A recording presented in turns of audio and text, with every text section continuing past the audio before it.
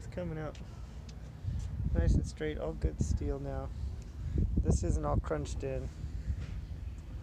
This isn't crunched in, so it just had a little punch here, so we got the new balance here because the other one was just way too whacked. It would have just taken another 20 hours to just work on this one piece.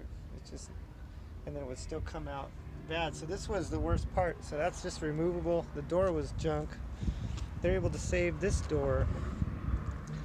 It had a little bit on it, but this one was completely salvageable. The steel's all good.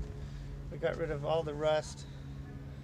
You know, the floor pans that were gone through, those have been replaced. So now it's going to come back with a nice paint job. We're not going to sandblast this and powder coat this. We're going to, if I have to do it myself, I'm going to just pressure wash it, steel wool and rattle can, since we're not making a show car and we're just trying to stay under budget. But like, this is a nice straight fender. The other fender's straight, the other door's straight. This door could not be salvaged, so we have that new door coming. It was only $250 or something.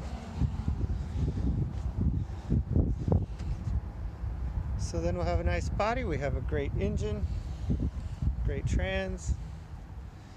Change the fluid in the rear end. Hopefully it doesn't make too much noise.